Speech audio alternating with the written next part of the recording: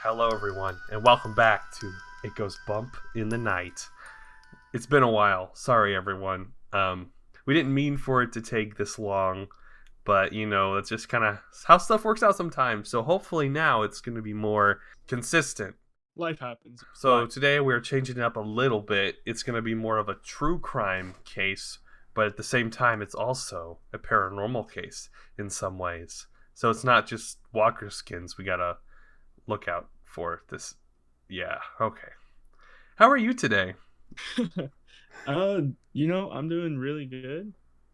Like you said, it has been a while since we've had an episode out, but hey, the anticipation was probably worth it, and we're back. But I've been doing pretty good, just working, just chilling as well. But I'm glad to be back on this podcast. You've probably noticed by the title of this podcast that we're doing the Villisca axe murders, a very famous true crime case. It was okay. It's apparently really famous, but I'm not as well versed in some people in true crime or paranormal stuff. So to me, it was something that was kind of brand new. I had heard about it from BuzzFeed Unsolved because I'm a massive fan of that. Have you heard about this one before? I vaguely remember watching this one on BuzzFeed Unsolved, but I forgot a lot of the details. I remember it really creeped me the hell out. But we're going to do our best to kind of recount what happened, maybe talk about some of the theories, and then some of the haunting stuff. So let's get into it. June 9th, 1912.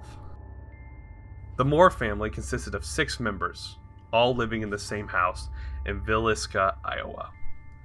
The family consisted of Josiah and Sarah Moore, along with their 4 children, Herman, Mary, Arthur, and Paul. They all lived normal lives in Villisca, a small town where everyone knew everyone, and kids were safe to walk home alone at night. Real quick, I'm pretty sure that's just something that every little town in a true crime story is safe to. They're all safe until something happens. For real. Is that just they all have like their doors wide open at night and their windows open. Yeah, they're like, we never locked our doors, but then suddenly a killer got in and killed us all. It's like, I wonder why. This evening, Mary invited 2 of her friends over, Ina May and Lena Stillinger. They were to stay the night at the Moore residence and then go back home the next day. Later that evening, the Moore family, along with the visiting friends, attended the Presbyterian church and didn't get home until around 10. Once arriving at the house, the family, along with the 2 friends, called it a night and went to sleep. Early the next day, one of the neighbors became concerned after she noticed the family had not come out to start their morning chores. The neighbor knocked on the door, but no one answered. She tried to enter the home, but found the door to be locked. Giving up, she decided to let their chickens out and call Josiah's brother Ross. When Ross arrived, he too could not get the Moore family to answer the door, so he decided to enter with his copy of their house key. As Ross entered the house, he was engulfed in a strange silence. No one stirred in the house, despite it being late morning. Ross walked through the house, coming first to the guest bedroom door. What he saw on the other side would haunt him for the rest of his life. Ina and Lena Stillinger's bodies lay still on the guest bed. Panicked, Ross had the neighbor call for the primary peace officer, Henry Horton, who quickly arrived at the scene. Henry Horton began to investigate the rest of the house. The entire Moore family lay dead in their beds, all bludgeoned to death by an axe that lay at the foot of the guest room bed. All the injuries were the same except for Josiah Moore's. He was the only one who was killed with the sharp end of the axe. His face was cut to such an extent that his eyes were missing. Marks were left on the ceiling from where the murderer had swung the axe up and down on the innocent family. A boot that had filled with blood was knocked over in the master bedroom. At some point, the killer also took a 2-pound slab of uncooked bacon from the icebox, wrapped it in a towel, and left it on the floor of the downstairs bedroom, close to a short piece of keychain that did not apparently belong to the Moores. He seems to have stayed inside the house for quite some time, filling a bowl with water, and some later reports said washing his bloody hands in it. Sometime before 5 a.m., he abandoned the lamp at the top of the stairs and left as silently as he had come, locking the doors behind him. Upon more investigation, 2 cigarette butts were found in the Moore's attic, suggesting that the killer had been waiting there for quite some time before the Moore family went to bed. So I have a suspicion already. Yeah, what's your suspicion? Could it be that Mary Beckham, the neighbor, was the one that like killed them all? Ooh, okay. Could be. Like she had done it, and then she was like, "Ooh, it's suspicious." Because I feel Because like I don't know how. I feel like that happens a Continue. lot, with like people, I feel like people always target the first person that saw the crime just because, they were the first person to see it. Um, Hmm. could be. um, because like I mean, I don't know how it was back in 1912. Like, if you would check on your neighbors if they weren't like stirring and like doing their chores. I mean, like, what if they just slept in?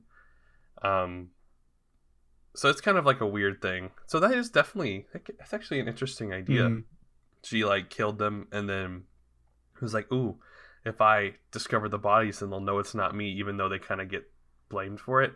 I don't know if she ever did, and from what I could find on like the suspects, Also, something that stands out to me a lot are the random things that are on the floor, like the slab of meat wrapped in a cloth, or you said towel, and then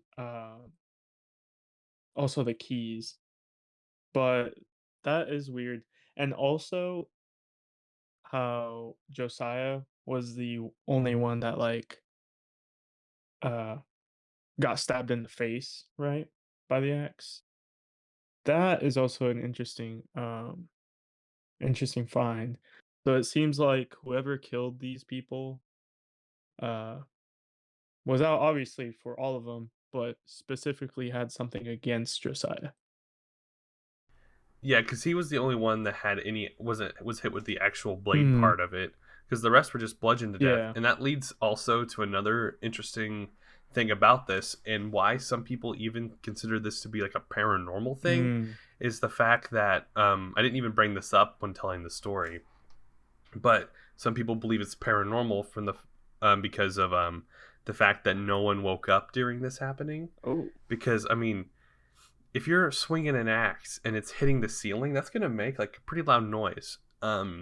And it's a pretty small house. If you like look at the layout, and a lot of people say that it's very creaky, that you could like, and you can hear anybody move from any point of the house. Mm. So like the fact that no one woke up at all, especially since some of the kids were laying next to each other in bed when they were each killed like in turn. Mm. So that's an even interesting. Man, I left a lot out of that. I've just realized, but but yeah, like so some of them were killed, like they like because like all the kids shared beds, so they'd be killed like next to each other, like the two friends that were over, but no one woke up. And like if you're bludgeoned to death, like you're probably not gonna die from that first hit necessarily, depending. Maybe if you're a kid. Yeah, I could see that, especially like for for the wife, for sure. I feel like I don't know, I just feel like after the first hit, you know, after the first blow, she would have probably woken up and then maybe started screaming or uh, wincing in pain. But also, it could be that when she got hit, that she got hit in a way where it just like knocked her out instantly. But also, if that was Which the is possible too. case, Yeah, I feel like you said, at least somebody in the house would have heard. yeah. So that's interesting. Another interesting detail is all of their faces were covered with like different pieces of clothing. I don't know if I mentioned Mm, that. that's so strange. Yeah, because he had stayed for some time, and then he had yeah, he covered everyone's faces. He covered all the blinds in the room or in the entire house, so no one could look in. Then he like just hung out, and then he just left and took the key, locked the door behind him. Interesting. So he So was it's he was just cleaning himself up afterwards, I guess. He yeah, or she. We don't know who. and the what creeps me out the most is like how long was this guy in their attic for? Ooh. Because if he had, because he they were found cigarette butts, so that must have been where he was hiding. So like either he had been in there when they went to the church is when he got in, but then also such uh, a Oh, it creeps me That out. does. But or what if like another thing I thought about was like what if like he had like done something to like their food or something that made him like super Mm. knocked out, which is why they like slept through everything. Is also another theory that I thought about. I don't know if that's actually like a theory people think it Mm. is, but that could. That's actually that would be very smart on the murderer side for sure. But But it's one of those things since it's such an old case that like I think it's one of I was reading that um, all the suspects or probably even the killer would be dead by now.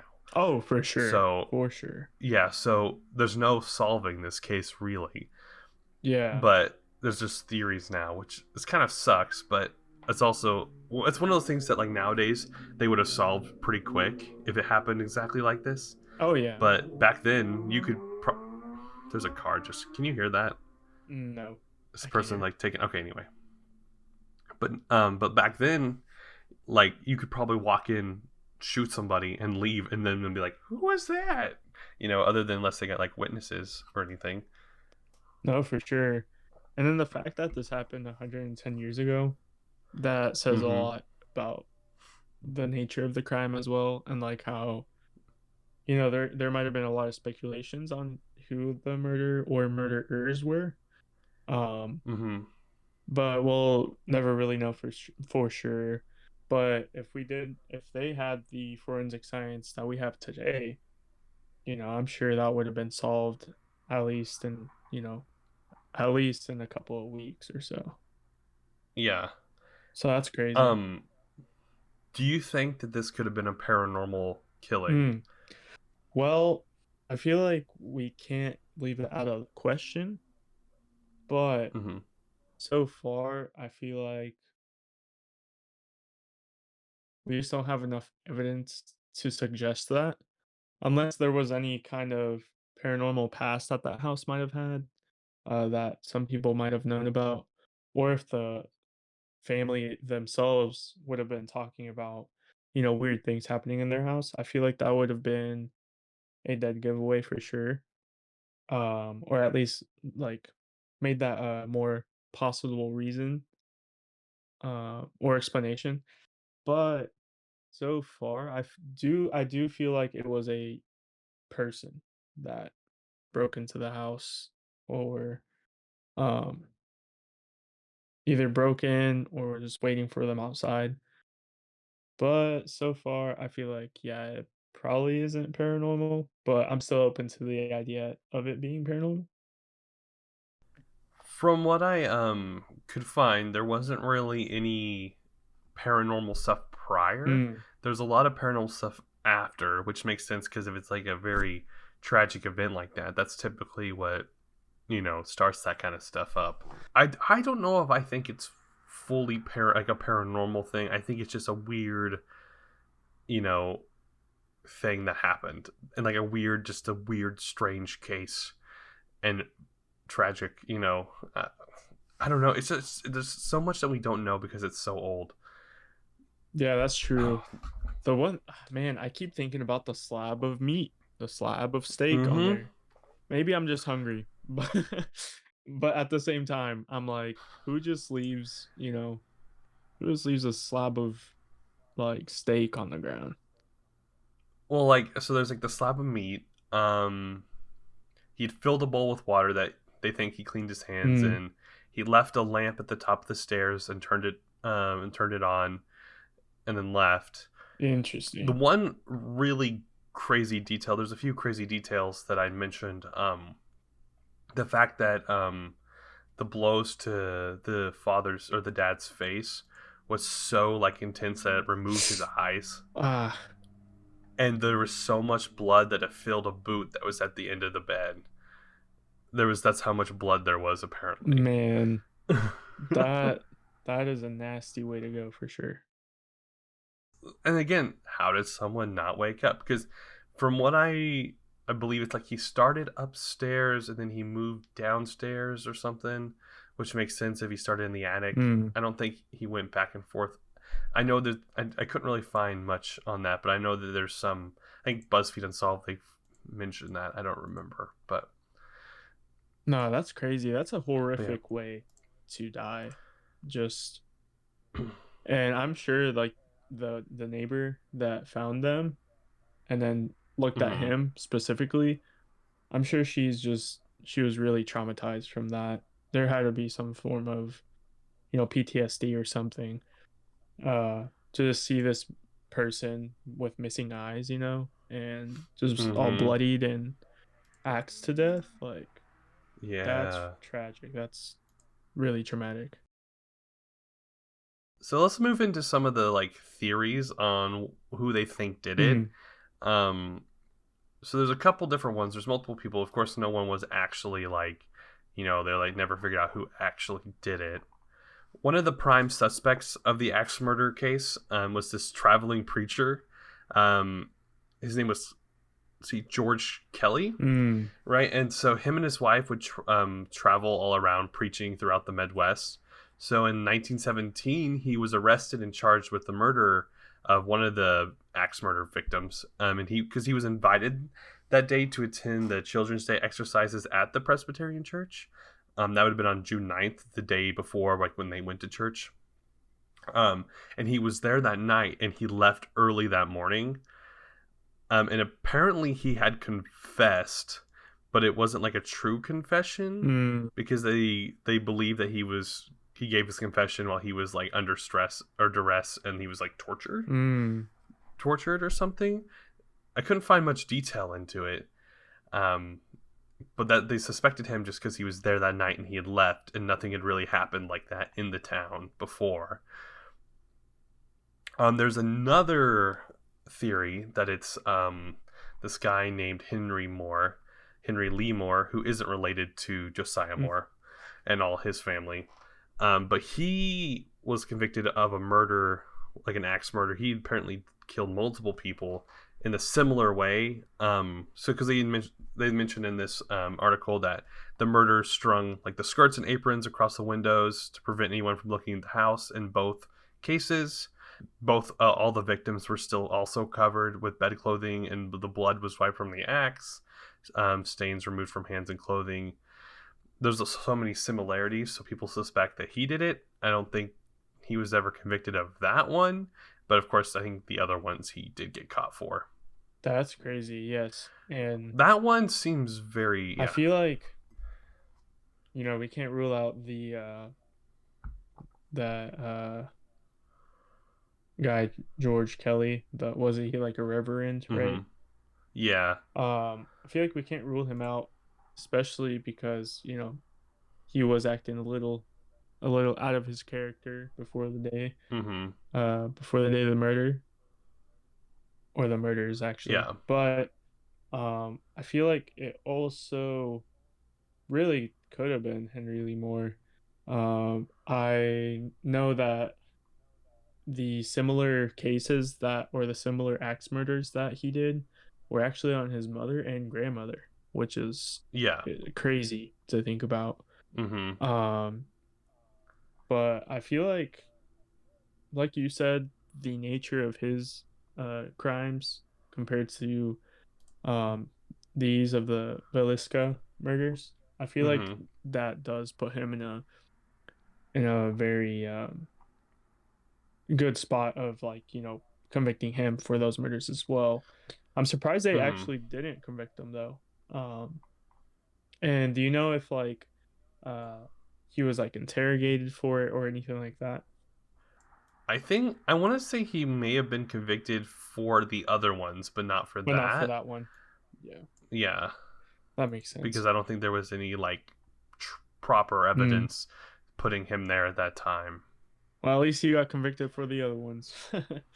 For sure. Hmm. That's crazy though.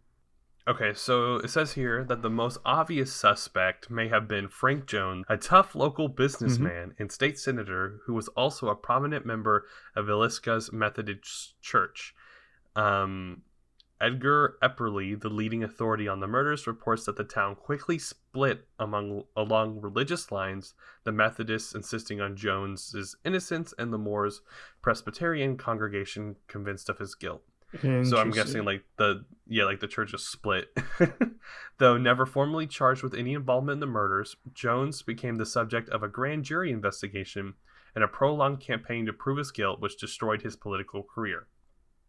Many townspeople were certain he used his considerable influence to have a case against him quashed. What a weird word, quashed. Quashed? Okay, anyway.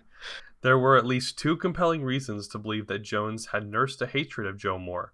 First, the dead man had worked for him for 7 years, becoming the star salesman of Jones's farm equipment business. But Moore had left in 1907, dismayed perhaps by his boss's insistence on hours of 7 a.m. to 11 p.m., 6 days a week, and set himself up as a head to head rival, taking the valuable John Deere account with him.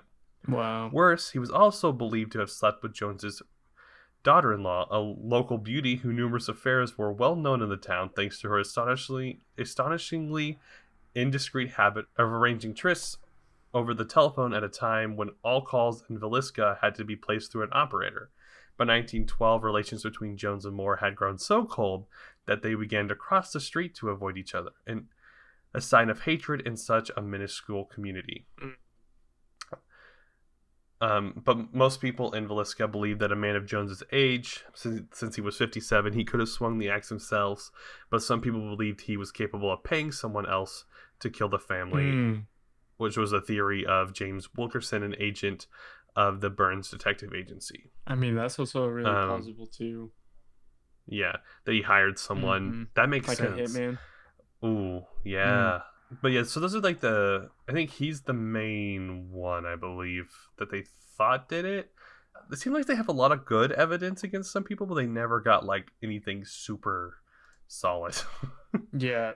So basically, we've gotten a lot of suspects, but not really. We haven't really narrowed down, or they never really narrowed down on the main, like one or two people that could have done it. Um, Hmm. that's crazy though.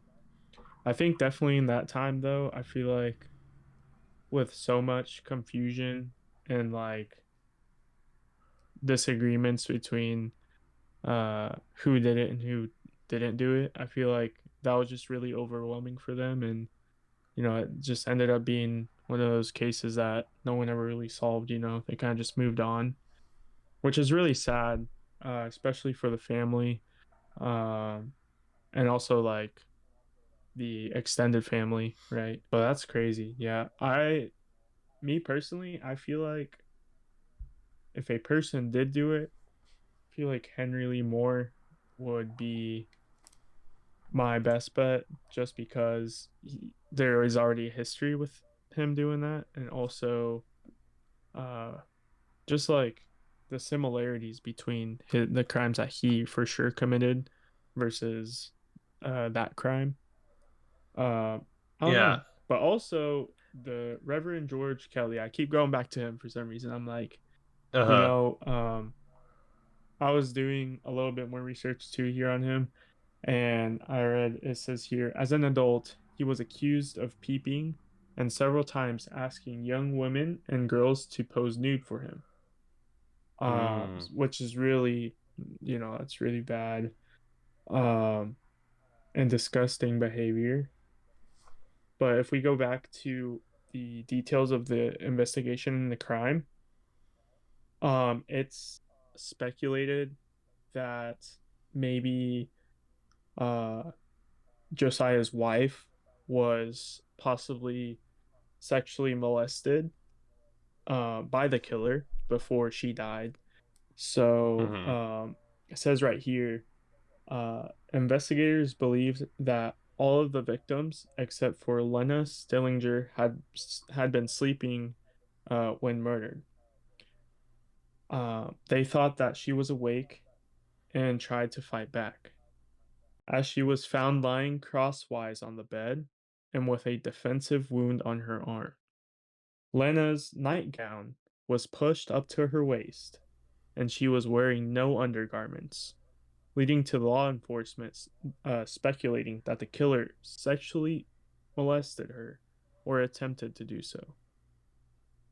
And it could have been more than one killers. too, so it could have been multiple. Yeah.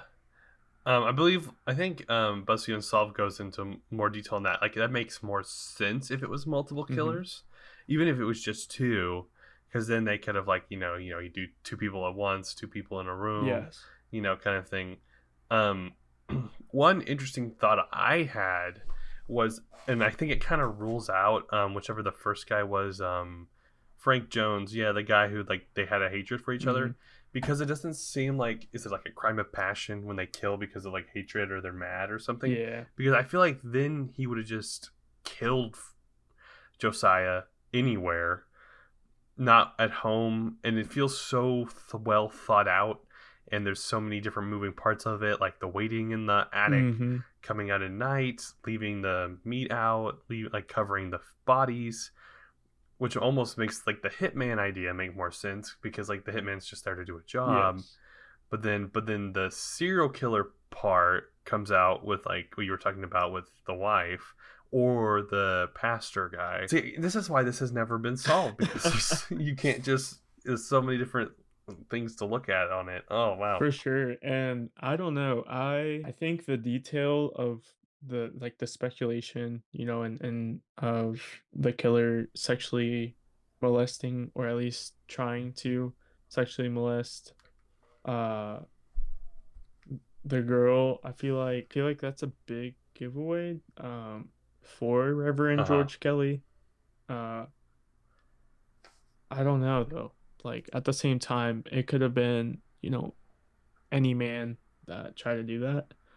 Uh Yeah. Running person, I mean, I don't know. It just it's just mind-boggling to me.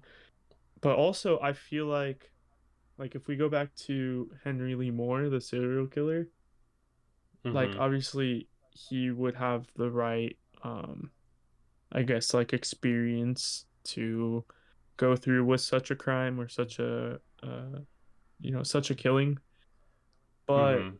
at the same time, I feel like uh this crime was more of a personal attack, possibly. Mm-hmm. These murders were, and the reason I say so is because of Josiah's how Josiah's body was found. Yeah. How it was the most, like, most mutilated, most I guess graphic, um in terms of like wounds on the body and everything. So I feel like it was somebody who was out to get Josiah specifically, but also in order to get to Josiah, they just went ahead and killed his whole family, which would make sense for the guy that had some beef with him, right? It Mm-hmm. would make a lot of sense for Frank Jones uh, to be the suspect here. That is horrifying though, like to be axed to death, specifically for Josiah, but then also for his family too, to be uh hit like that to death. That's just crazy. And I do really feel bad for the girl that, Lena, there's so much evidence that, so whoever did this tried to sexually molest her, or maybe did. It's a really sad way to go as well. Uh but man, yeah, there's a lot of things. So that they're specifically, I feel like, out to get Josiah, and then also Lena. Um, I don't know. It's it's hard to decide who, or like to speculate who really did it. Um, Mm-hmm. but I feel like my biggest suspects here are the pastor and Frank, or Henry maybe. But I feel like at this point it could have been the Reverend, and then he could have also been working with somebody, I don't know. We'll never know. Oh, that's crazy. That's that makes sense though, I guess. Maybe he had like a henchman, a little helper. All right, so we're moving away from the theories and kind of who did it. Sorry if it wasn't in super detail. Um, still we're still figuring. I was bad at research. I'm sorry. Nah, you did great. but so the haunting part. This is a really famous place to go and visit. It's a museum now, I believe, and you can go and visit it upon the day. Mm, There's a lot of people who experience um a lot of typical ghost things like steps down this, like people walking in other rooms. This is kind of where you realize that you can hear any kind of step, like someone, the floor creaks wherever you walk. So you always hear floor creakings. People have talked about seeing objects flying around the room. There's a bunch of different things like that, but nothing ever violent, other than one case of a possible violent ghost. So people lived in the house after the murders happened, but no one ever stayed for too long, which kind of helped, also led to the possibility of it being haunted. But yeah, most accounts are mentioning people mentioning dark feelings, especially when they enter the attic. People talk about getting this super dark feeling of dread, and then also like in all the rooms. But there is a very unique haunting involving a ghost hunter that happened in 2014, which isn't that. I mean, it's still like 6 years ago, no, 8 years ago, but it's kind of wild. So strap in. So this story is told from the perspective of John Hauser, who is the caretaker of the house now. I Okay, see. so I'm just gonna read kind of basically what his testimony on what happened.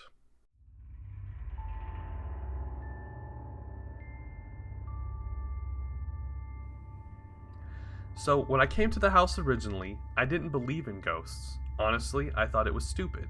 I got my job at the house not long after I moved to Villisca with my wife at the time. Every day I'd go for a walk and I'd see Darwin, the building owner, out front working on the place.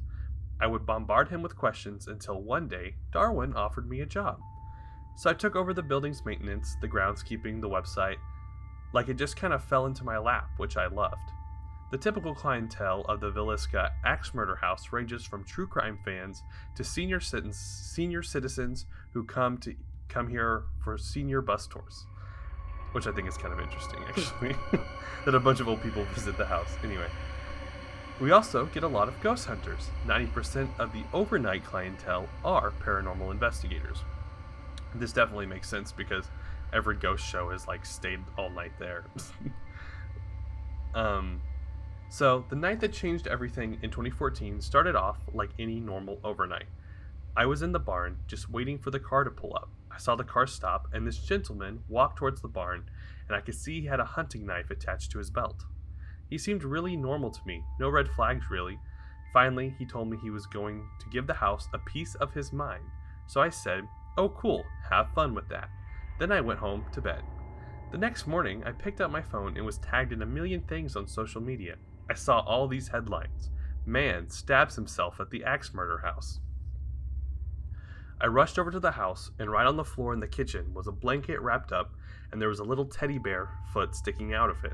A lot of people bring teddy bears and dolls to leave as tokens for the kids, but this teddy bear was covered in blood. Later, I found out that the gentleman with the hunting knife had been in the house himself, doing some sort of solo investigation in the kid's bedroom. And that's where the mom and dad found the knife shoved through their son's chest. He had been life flighted to a hospital in Omaha, Nebraska, and he had survived. So later on, a paranormal activity show was filming at the house, and the producers had convinced the guy to revisit the location. So one day, I had asked him what had happened. He told me that he'd been alone in the bedroom, provoking, trying to get the ghost to come at him. Then he said he woke up in the emergency room and didn't remember a thing. At that point, he began to cry. He told me that it ruined his life. After the incident, I never spent the night at the house again. I'm never going to say a ghost stabbed him, but maybe there is something in that house that preys on people that are mentally ill or not rooted in any kind of faith or protection. Is there anything evil about the house? Well, I think that what happened in the house was evil. I mean, there's no doubt about that. But I think when you go into the house looking for good, you're going to get good, and if you go in looking for bad, you will get bad. So that's his testimony on the guy getting stabbed in the Mm. house. Well, already off the bat, that house is a red flag. I would not be staying Yeah. there. Um, No, no. but man, that's crazy. So I have a question here. Yeah. So is there any speculation that that person stabbed themselves? Maybe. So that's when he kind of mentions that he didn't. So here I'll pull up the article because I had left some of it out because there's a lot of like in between filler stuff. Hmm. Um but the guy had mentioned that everyone kind of thought he was crazy Mm. because that he had stabbed himself, which is why the caretaker mentioned that maybe whatever is in the house preys upon mental illness Mm. and can drive people to like stab themselves and everything like that. But that's when he mentioned that he didn't notice any red flags or any weirdness about the guy. But there isn't. I couldn't really find much on the guy himself talking about it. Interesting. But yeah, he said he had been in the bedroom alone, trying to get the ghost to come at him. What it said something that he had said. He was saying things like, "Oh, when he first walks back into the house after that whole incident, he started apologizing and yelling and screaming and apologizing for literally saying, 'Come at me, bro.'" I guess that's what he was telling the Oh, ghost. and that's what the And then ghost he was like did. crying and shaking as he was Oh apologizing. my gosh. So I'm just waiting for that to happen to Shane and BuzzFeed Unsolved at some Yeah, I point feel for like him to be like, "Come at me, you ghost bitch," and get stabbed. yeah, I feel like he's really aggressive with those ghosts and demons, Yeah. in those videos. Man, Hmm. that takes some balls for sure. Oh man. Now, one suspicious thing I will say that I have about it, and I'm sure it's one of those things that's really difficult because you never know what happened because he was alone. So he claims that everyone thought he was crazy, or they thought he was going to be after money Yes. or to be on a TV show. And he said that he just wanted to finally tell his side of the story so people wouldn't think he was insane. Mm, Now, the interesting part is that he's saying that on a TV show. that's true. That's kind of a So I'm not saying that he stabbed himself for fame, but it's possible. it would make You never sense. It know. would make sense, especially, this place was already like a very famous place. They're already doing ghost tours and all that. Hmm. I feel like it'd be a big way to make it on like national news, right? Or at least the Yeah. local news, at least. Um, no, that's very plausible. One thing though, I will say, Uh huh. uh, the teddy bear with blood on it, that's a Yeah. big, that's a big nope for me. I'd be turning Yeah. Let me see if around, they've said anything else leaving. more on that. And it's weird. I wonder, like, did they not DNA test or like the blood, on the teddy bear? Yeah, I'm Um, sure it isn't so like so it kind of says a lot of people bring teddy bears and dolls and stuff to leave as tokens hmm, for the kids that died. So that bit was normal, but this teddy bear was all covered in blood. And my first thought was, not again, not again in this house. And then he says, I went in with a bottle of bleach and a towel because I'd seen that on The Sopranos and dumped bleach all over the floor and mopped the towel around with my foot. At that point, the house other owner, Martha, came in and she was crying. She was like, "This is supposed to be fun. Should we just close?" I told her we couldn't close. I told her that if we closed, people would say we had to close because the house was too haunted. mm, Pretty soon we'd have people breaking in, so I told her, "Let's just keep going." And that's all that's really said about the teddy bear from interesting. what I could find. But he's covered with a it's covered with a blanket with blood on it. I'm just realizing that connection to No, the killer. that's a Oh, ghost. so it's either a ghost or he was really trying to set up this elaborate Or thing. they're very well versed and well knowledge in the whole lore of the house for sure. I love how we just made that connection and now I'm creeped the fuck out. Same. I'm like, what? It's the same ghost, It's trapped in the house. Ready to And kill like, another person. because so one thing I didn't mention is I think the axe that they were killed with was Josiah's axe. Ooh. So another interesting idea, if you wanted to get deep into the paranormal thing, Hmm. is what if the person that was in their attic, like what if it was just like someone just like staying in there, right? Trying to like, find a place to stay for a few days, and then the ghost kind of like drove them insane and he killed them all. Actually, that's a more horrifying explanation. Uh, Or something along those lines. that's crazy. I feel But like no, I feel like okay, if there was a ghost in this house or some kind of like entity in this house, that would, I mean, it would match up to what the man was saying, and back in the hmm when you say 2014, uh, hmm that got stabbed. I feel like those two stories would match up pretty well if that was the yeah. case. Um, hmm and but then again, it's like, how do we really like how do we prove there is something there, right? Something paranormal. Yeah. But that Because is like there are a lot of things, that like the teddy bear, nah, like you already know all these like kids' toys getting possessed and like uh, you know, being thrown around by yeah. ghosts. That's a big nope for me. One thing also I was thinking is if he's doing a paranormal investigation, why wasn't he filming it? That's true. Because I don't think I'm gonna look up and see if there's a video. That's a good point you brought up though. Like most paranormal investigations are gonna be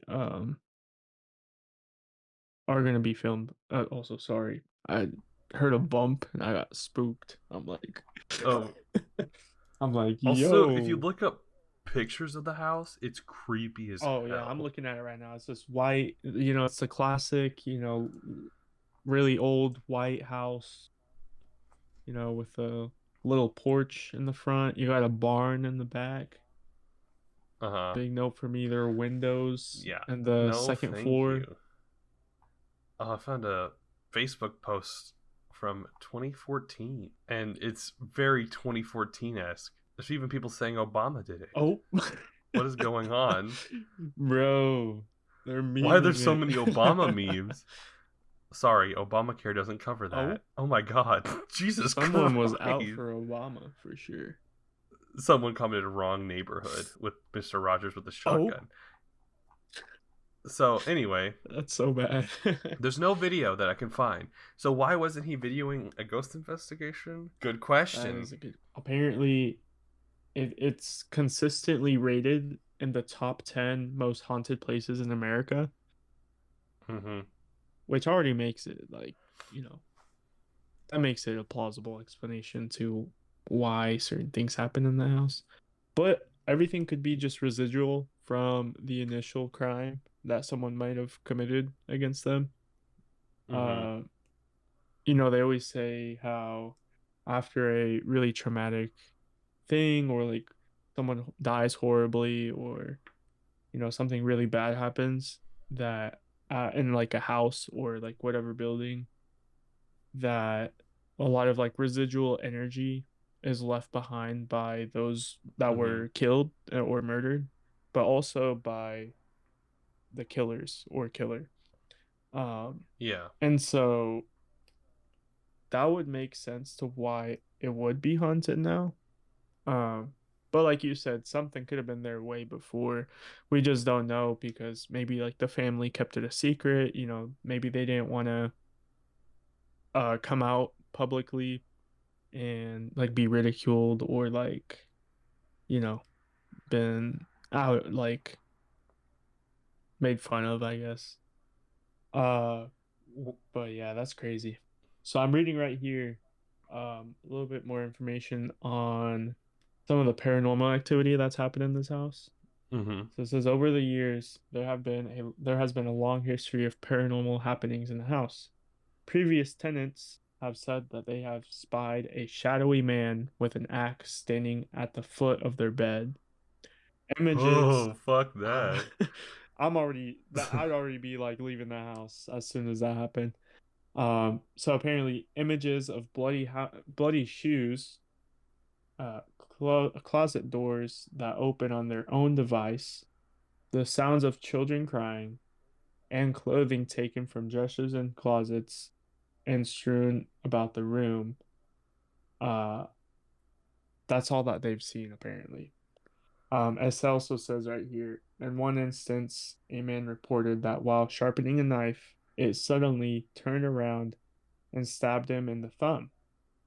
He explained that it felt as if someone had a grip on his wrist. One family, who reportedly ran out of the house screaming one night, moved out that very day. Man, Uh, I would too. I would leave no, that instant. Like, I'd be like, we're out of here. there's, and that's one thing that makes the guy's story more believable with him getting stabbed, is the whole like the guy mentioning getting stabbed in the Mm, thumb when he's sharpening his knife. Like, what if he like got spooked, pulled out his knife, mm. and then it turned on him? Also, why do You we know? have sharp objects in a haunted house? That's my question. Yeah. Who brings who think like what are you gonna do with it? It's a At ghost. this point, I'd be bringing You in need plastic utensils. yeah, anything. You come in like a bubble wrap suit Literally. and You start hearing popping at night, though. You hear the bubble wrap oh pop. god damn, I'm not gonna sleep tonight. Bro, Thank you for that. like, that's actually a bad idea. No. Uh, Props to The that axe man at the family. foot of your bed day though, that would I wouldn't. I would just stop. I would just stop existing. I would just be Yeah, like, get me out of here. yeah. That definitely no. That's just a But nope. Nope yeah, from me. But yeah, one that's crazy. That yeah. I'm glad that family was smart. They did the smart thing. They moved out. No, see, people who like you hear paranormal stories about people who have lived with hauntings for like years. Yeah. I'm like, I would do it for maybe an hour, and I'd be like, I'm out of here. Get me out of Literally, here. it's like what? But then again, you hear about the cases where they try to move out or something, and then whatever was hmm in that house supposedly like follows them, right? No Yeah, matter where they go, because they're not attached to the house per se, they're more attached to the person. like the Annabelle doll. Yeah, like that's Oh, crazy, crazy to me. Uh, oh man. yeah, that's crazy. And one more thing that I will mention too. So, like we said before, they do have open tours and overnight stays at this particular house. Uh huh. And says here, since the house was open to tours and overnight stays, a number of paranormal investigations have been conducted, which have allegedly provided audio, video, and photographic proof of paranormal activity. When the house was investigated by the Travel Channel's Ghost Adventures crew, they captured a recording of a man who said, I killed 6 kids. That's crazy. See, this is this is why I go back to the theory that like I feel like whoever killed this family was definitely like it was a person that killed it. I Yeah. don't think that anything paranormal per se made them kill It, themselves or made Josiah kill his family and then himself. I feel like it'd be really hard for him to do that, especially uh, with how many blows to his head were made, hmm and man, and his eyes missing. That's just crazy. Um, I definitely agree that it wasn't the original killing wasn't mm, paranormal, just because of the all the like I'm I don't know how if I fully believe that something like that could happen paranormally. It makes way more sense for it to have been somebody who did it, just because at that time that kind of killing is possible. If you, it's very difficult, and there's a lot of things. It's like, why didn't this happen? Um, so yeah, so it's like the chances of it being paranormal. um, is very very low, I think. Yeah. Oh man. But that's still I feel so bad for that family. But also like the people like in modern day, right, that have experienced some traumatic things in that house. That's crazy. Yeah, I guess I'll read a little bit of this here too. Um so it says others who have toured the house have reported hearing children's voices when none are present, whispers, banging sounds, falling lamps, and objects that move on their own accord. Some have reported feeling an evil presence in the attic where it is thought the murder the murderer hid while waiting for the family to fall asleep. One story alleges that an individual tried to enter the attic, an unknown force prevented her from doing so. Hmm. It's really creepy. I know I'd mentioned earlier the moving objects, but I didn't hear that Hmm. one or read that one. The keeping someone from moving. Oh, I mean, I feel like if I was the ghost, though, I mean, if you were the ghost, wouldn't you want someone to go in the attic? yeah, I mean, that's just me. I don't know. If I was a ghost, yeah. if I'm thinking like a Like you got to be ghost, bored. You want to mess with somebody, yeah, you you'd know. be like, yeah, come in the attic. Nothing's gonna happen. You know. It's perfectly safe in here. Don't worry about it. So that's weird that the unknown force prevented her from going in the attic. I Hmm. feel like it'd be the opposite, but I Yeah. mean, hey, like if something's preventing me from going in the attic, I feel like that's a sign I shouldn't be in the attic. Oh yeah. If I got a weird feeling in there in general walking in the For front door, I'd be real. like, you know what? So I just looked it up. The place is 5 hours away from us. Let's go. Oh, I mean, No, I definitely think it'd be fun to one day if this starts getting traction and we start doing this very frequently. We should do a video aspect where we actually visit some of these places. yes. I think they could be really I feel like, horrifying, and I would yeah. hate it. I feel like I'd be pretty spooked, pretty creeped out, but we would We'd do be it for like Shane and science. Ryan, but we're both Ryan instead of me being a Shane and you being a we're just both We're just scared of just everything. scared of everything, to be honest. Oh man. I don't know if taunting anything would work out in our favor. Yes, us. Fuck you, ghost. Literally. Eat shit. No. That's a big nope. Can't be doing that. No, that I feel like oh, we'll have to do it for science at least. Well, this was a very creepy case for sure.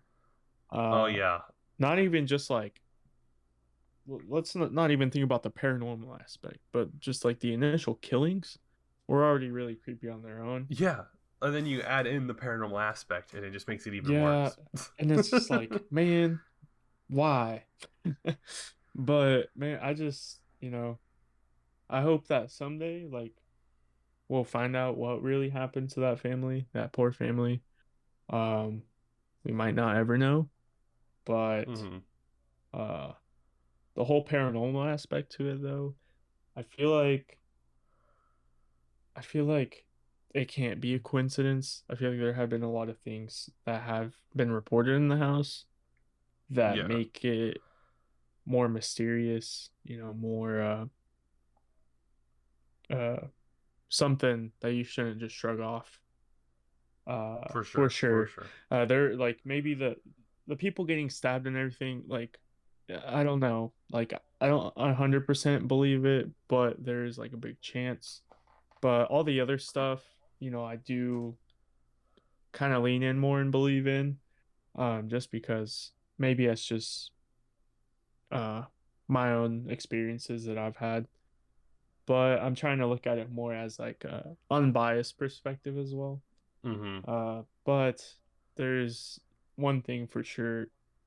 There's something really weird happening in the house to this day. So that's all I got.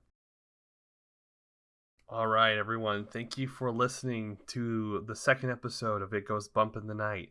This was definitely, one of our spooky ones. So stay tuned for the next one. I'm not sure what it's going to be yet, but it'll either be just as spooky or more fun. I don't know. I guess we could do like Bigfoot or something. I don't know. Anyway, Loch Ness Monster. see you all. Yeah, Loch Ness Monster. Oh, ooh. Anyway, see you all in the next episode. Bye.